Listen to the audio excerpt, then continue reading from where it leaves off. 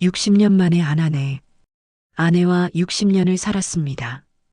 그런데 저는 아내를 전혀 몰랐습니다. 장례를 치른 지 일주일째 되던 날이었습니다. 안방 장롱을 정리하다가 낡은 보따리 하나를 발견했습니다. 천으로 몇 겹을 싼 것이 마치 무슨 보물이라도 되는 양 깊숙이 숨겨져 있었습니다. 펼쳐보니 낡은 주민등록증이 나왔습니다. 사진 속 젊은 여자는 분명 우리 아내였습니다. 하지만 이름이 달랐습니다. 김순자. 우리 아내 이름은 박영희였습니다. 올해로 80입니다. 평생을 함께 산 아내가 석 달 전 세상을 떠났습니다. 60년을 같은 이불을 덮고 같은 밥상에 마주 앉아 먹고 새 아이를 키웠습니다. 그런데 아내의 진짜 이름을 몰랐습니다. 손이 떨렸습니다. 주민등록증을 다시 들여다봤습니다. 발급일자는 1955년. 생년월일도 아내가 말하던 것과 1년이나 차이가 났습니다. 이게 무슨 일입니까? 아내를 처음 만난 건 1963년 봄이었습니다. 23, 군대를 제대하고 고향 마을로 돌아왔을 때였습니다. 당시 저는 면사무소 말단 직원이었고 아내는 옆 동네에서 일하는 식모였습니다. 장날에 우연히 마주쳤습니다. 아내는 흰 저고리에 검정 치마를 입고 있었습니다. 고개를 숙이고 걷는 모습이 참 얌전해 보였습니다. 제가 먼저 말을 걸었습니다. 저기 혹시 김서방 댁에 계시는 분 아니십니까? 아내가 고개를 들었습니다. 눈이 컸습니다. 하지만 어딘가 슬퍼 보이는 눈이었습니다. 네, 맞습니다. 저는 면사무소에 다니는 사람인데요. 혹시 그렇게 인사를 나눴습니다. 어색했지만 나쁘지 않았습니다. 그 후로 장날이면 자주 마주쳤습니다. 저는 용기를 내서 몇 번 말을 걸었고 아내도 조금씩 대답을 해주었습니다. 다만 이상한 점이 있었습니다. 자기 이야기를 거의 하지 않는다는 것이었습니다. 고향이 어디십니까? 멀어요. 가족은요? 다 돌아가셨어요. 형제는 없으십니까? 없어요. 그렇게 짧게 대답하고는 말을 돌렸습니다.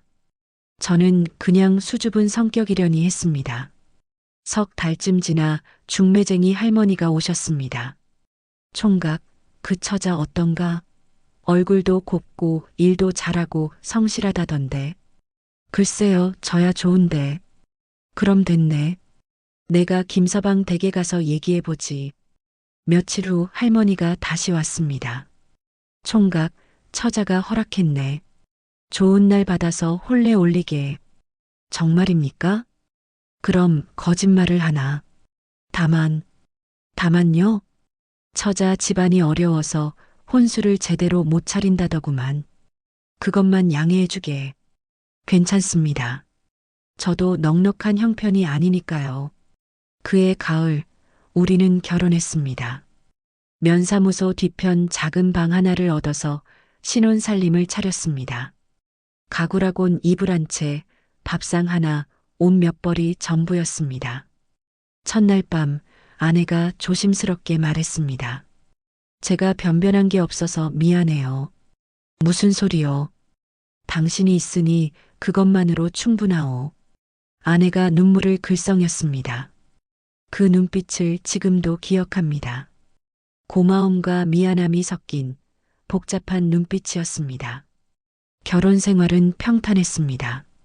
아내는 말수가 적었지만 성실했습니다. 새벽같이 일어나 밥을 짓고 빨래를 하고 제 출근 준비를 챙겼습니다. 저녁이면 따뜻한 저녁밥을 차려놓고 기다렸습니다. 2년째 되던 해 처자아이가 태어났습니다. 딸이었습니다. 아내는 아이를 업고 다니며 집안일을 했습니다. 힘들다는 소리 한마디 없었습니다. 그러던 어느 날이었습니다. 제가 일찍 퇴근했는데 아내가 방 안에서 무언가를 태우고 있었습니다. 여보, 뭐 하시오? 아내가 깜짝 놀라며 뒤를 돌아봤습니다. 아, 당신. 벌써 왔어요? 무슨 편지라도 태우시오? 아니에요. 그냥 헌종이요. 하지만 제 속에서 사진 한 장이 타다 만채로 남아 있었습니다. 집어 들려고 했지만 아내가 재빨리 가져가 버렸습니다. 괜찮아요. 아무것도 아니에요. 그날 이후로 가끔 아내가 무언가를 숨기는 것 같다는 느낌이 들었습니다. 제가 방에 들어가면 서랍을 황급히 닫는다거나 밤에 혼자 무언가를 쓰다가 제가 깨면 급히 치우는 일이 있었습니다. 하지만 저는 묻지 않았습니다. 부부 사이에도 비밀이 있을 수 있다고 생각했습니다. 아내를 믿었고 사랑했으니까요. 세월이 흘렀습니다. 둘째 아들이 태어나고 막내딸이 태어났습니다.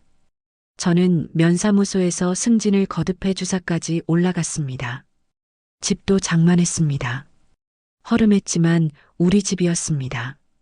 아이들이 자라면서 가끔 물었습니다. 엄마, 외할머니는 어디 계세요? 돌아가셨어. 외삼촌은요? 외삼촌도 없어. 엄마 고향은 어디예요? 멀어. 너무 멀어서 갈 수 없어. 아이들은 더 이상 묻지 않았습니다. 저도 묻지 않았습니다.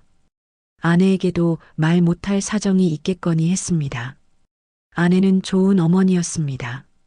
아이들 밥을 굶긴 적이 없었고 옷을 기워 입히고 공부를 가르쳤습니다. 제게는 좋은 아내였습니다. 한 번도 큰 소리를 낸 적이 없었고 제 뒷바라지를 묵묵히 해주었습니다. 하지만 한 가지, 아내는 사진 찍는 걸 싫어했습니다. 여보, 애들 돌사진 찍으러 가야 하는데 같이 가시오. 당신이 가요. 저는 집 지킬게요. 가족 사진도 찍어야 하지 않소? 나는 사진이 싫어요. 당신하고 애들만 찍어요. 그래서 우리 집에는 아내가 나온 사진이 거의 없습니다. 홀레 사진 한 장, 그리고 아이들 성장 앨범에 어쩌다 한두 장 찍힌 것뿐입니다. 또 한 가지, 아내는 관공서 가는 걸 무척 꺼렸습니다. 여보, 주민등록증 갱신하러 같이 갑시다. 당신 혼자 다녀와요. 저는 집안일이 많아서요. 호적 등본 떼러 가야 하는데 제 것은 필요 없어요. 그럴 때마다 저는 이상하다고 생각하면서도 더 캐묻지 않았습니다. 아내를 다그치고 싶지 않았습니다. 세월은 빠르게 흘렀습니다. 아이들이 학교를 졸업하고 직장을 다니고 결혼을 했습니다. 손주들이 태어났습니다. 저는 정년퇴직을 했고 아내와 둘이 조용히 살았습니다. 아내는 늙어갔습니다. 머리가 희끗희끗해지고 허리가 굽고 걸음이 느려졌습니다. 하지만 여전히 제게 따뜻한 밥을 차려주었고 빨래를 개어주었고 옆에 있어 주었습니다. 작년 겨울이었습니다. 아내가 자꾸 기침을 했습니다. 여보, 병원 가봅시다. 괜찮아요. 감기예요. 하지만 나아지지 않았습니다. 결국 병원에 갔습니다. 의사가 심각한 표정으로 말했습니다. 폐암입니다. 이미 많이 진행됐습니다. 얼마나 남았습니까? 길어야 반년입니다. 머리가 하얗게 됐습니다. 아내는 담담한 표정이었습니다. 알았어요. 집에서 지낼게요. 여보, 치료를 받아야지. 됐어요. 이제 그만하고 싶어요. 아내는 치료를 거부했습니다. 집에서 조용히 지내겠다고 했습니다. 그 후 석 달 동안 저는 아내 곁을 지켰습니다. 아내는 점점 야위었습니다. 밥을 먹지 못했고, 걷지 못했고, 말도 힘들어했습니다. 어느 날 밤 아내가 제 손을 잡았습니다. 여보, 왜요? 아픈데라도. 고마웠어요. 무슨 소리요? 제가 더 고맙지. 당신 만나서 정말 행복했어요. 나도요. 미안해요. 왜 미안하다고 그래요? 그냥 미안해요. 아내의 눈에서 눈물이 흘렀습니다. 당신은 좋은 사람이에요. 세상에서 제일 좋은 사람이에요. 여보, 제 곁에 있어줘서 고마워요. 저를 평범한 아내로 살게 해줘서 고마워요. 그 말이 무슨 뜻인지 몰랐습니다. 하지만 더 물을 수 없었습니다. 아내가 너무 힘들어 보였으니까요. 며칠 후 아내가 눈을 감았습니다. 조용히 아무 말 없이 떠났습니다. 장례를 치렀습니다. 아이들이 왔고 손주들이 왔고 친척들이 왔습니다. 조문객들이 다녀갔습니다. 3일장을 마치고 아내를 모셨습니다. 집으로 돌아왔을 때 집은 텅 비어 있었습니다. 60년을 함께한 아내가 없었습니다. 그리고 일주일 후 저는 그 주민등록증을 발견한 겁니다. 김순자. 이 이름은 누구입니까? 왜 우리 아내 사진이 여기에 있습니까? 손이 떨렸습니다. 보따리를 더 뒤져봤습니다. 낡은 편지 몇 장이 나왔습니다. 60년대 것으로 보이는 누렇게 바랜 편지들이었습니다. 순자야, 내가 어디 있는지 모르겠구나. 이 편지가 닿기를 바란다. 집으로 돌아오렴. 아버지가 기다린다. 순자야, 내 동생들이 내가 보고 싶다고 온다. 제발 소식이라도 전해다오. 순자야, 아버지가 아프시다. 마지막으로 한 번만. 편지는 거기서 끊겼습니다. 보낸 사람 주소를 보니 경상도 어느 시골 마을이었습니다. 가슴이 무너지는 것 같았습니다. 아내에게 가족이 있었습니다. 아버지가 있었고 동생들이 있었습니다. 그런데 왜 없다고 했습니까?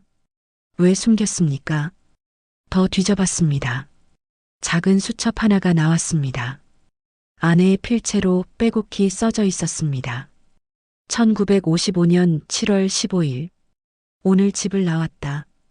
다시는 돌아가지 않을 것이다. 1956년 3월 2일. 서울에서 일자리를 구했다. 식모일이다. 힘들지만 괜찮다. 1958년 10월 10일. 이름을 바꿨다. 김순자는 죽었다. 이제 나는 박영이다. 1963년 11월 20일. 결혼했다. 좋은 사람을 만났다. 미안하다. 하지만 행복하고 싶다. 수첩을 읽는 동안 눈물이 멈추지 않았습니다. 아내는 도망자였습니다. 집을 나온 사람이었습니다. 이름까지 바꾸고 과거를 지우고 새 사람이 된 것입니다. 왜 그랬을까요? 무슨 일이 있었을까요? 며칠을 고민했습니다. 알아봐야 할까요? 말아야 할까요? 아내는 이미 없는데 과거를 파헤쳐 무엇하겠습니까? 하지만 알고 싶었습니다. 60년을 함께 산 아내의 진짜 이야기를, 편지에 적힌 주소를 찾아갔습니다. 경상도 시골 마을이었습니다. 버스를 3번이나 갈아타고 도착한 곳은 산골이었습니다. 마을 어귀에서 할머니 한 분이 밭을 메고 계셨습니다. 실례합니다. 혹시 김씨 성을 가진 집안이 이 마을에 있습니까? 김씨요? 여기 김씨가 몇 집인데 어느 집을 찾으시는데요? 딸 이름이 순자였습니다. 할머니의 손이 멈췄습니다. 순자? 김순자요? 네, 맞습니다. 할머니가 낯을 내려놓고 저를 빤히 쳐다봤습니다. 순자를 어떻게 아십니까? 제가 순자의 남편입니다. 할머니가 입을 벌렸습니다. 뭐라고요? 순자가 결혼을 했어요? 네, 60년 전에요. 3달 전에 세상을 떠났습니다. 할머니가 주저앉았습니다. 아이고, 순자가 그 고생 끝에 결혼을 했구먼. 그리고 이제야. 할머니가 눈물을 닦았습니다. 따라오세요. 제가 아는 얘기를 해드릴게요. 할머니 집은 마을 안쪽에 있었습니다. 마루에 앉아서 할머니가 말을 시작했습니다. 순자는 이 마을 김진수 씨 딸이었어요. 가난했지만 착한 집안이었죠. 순자는 장녀였고 밑으로 동생이 넷이나 있었어요. 네. 그런데 순자가 18살 되던 해 마을에 중매쟁이가 왔어요. 서울에 사는 부잣집 아들한테 시집 보내겠다고요. 순자 아버지는 반대했어요. 딸을 먼데 보내고 싶지 않다고요. 하지만 할머니가 한숨을 쉬었습니다. 집이 너무 가난했어요. 동생들은 학교도 못 다녔고 끼니도 제대로 못 먹었어요. 중매쟁이가 돈을 주겠다고 했어요. 순자만 시집 보내면 집안이 살 수 있다고요. 그래서 순자가 희생한 거예요. 동생들을 위해서요. 본인은 가기 싫다고 울었지만 결국 서울로 갔어요. 그 다음은요? 한 달쯤 지나서 편지가 왔어요. 그런데 할머니의 목소리가 떨렸습니다. 시집이 아니었어요. 순자는 팔려간 거였어요. 어느 요정에요. 그곳에서 일을 시킨다는 거였어요. 가슴이 철렁했습니다. 순자는 도망쳤어요. 한 달 만에 그곳을 빠져나와서 어디론가 숨었어요. 집으로는 연락하지 말라고 했어요. 찾아올까 봐요. 그 후로는요? 소식이 끊겼어요. 순자 아버지는 딸을 찾으려고 서울까지 갔지만 찾을 수 없었어요. 경찰에 신고했지만 소용없었어요. 아버지는 그 충격으로 몇 년 후에 돌아가셨어요. 동생들은요? 다 뿔뿔이 흩어졌어요. 이 마을에는 아무도 없어요. 순자 얘기를 기억하는 사람도 이제 저밖에 없고요. 할머니가 눈물을 닦았습니다. 순자가 결혼을 했다니 다행이네요. 행복했어요? 네, 행복했습니다. 좋은 아내였고 좋은 어머니였습니다. 잘 됐네요. 순자가 그래도 평범하게 살았다니. 집으로 돌아오는 길 계속 눈물이 났습니다. 아내는 도망자였습니다. 팔려갔다가 도망친 사람이었습니다. 이름을 바꾸고 과거를 숨기고 새로운 사람으로 살아간 것입니다. 그래서 가족 얘기를 하지 않았던 겁니다. 고향 얘기를 하지 않았던 겁니다. 사진 찍기를 싫어했던 겁니다. 관공서 가기를 꺼려했던 겁니다. 혹시 누가 알아볼까봐, 혹시 과거가 들통날까봐, 혹시 저와 아이들한테 피해가 갈까봐. 60년 동안 아내는 그렇게 살았습니다. 비밀을 안고 두려움을 안고 하지만 최선을 다해서 평범한 아내로 평범한 어머니로 살아간 겁니다. 저는 아내의 유품 중 마지막 편지 한 장을 발견했습니다. 봉투에는 제 이름이 적혀 있었습니다. 여보, 이 편지를 읽고 계시다면 제가 떠난 후일 겁니다. 오래 숨겨왔던 이야기를 이제야 합니다. 미안합니다. 제 진짜 이름은 김순자입니다. 저는 18살 때 집을 나왔습니다. 아니, 팔려갔습니다. 하지만 도망쳤습니다. 살고 싶었으니까요. 이름을 바꾸고 숨어 살았습니다. 당신을 만났을 때 정말 행복했습니다. 하지만 두려웠습니다.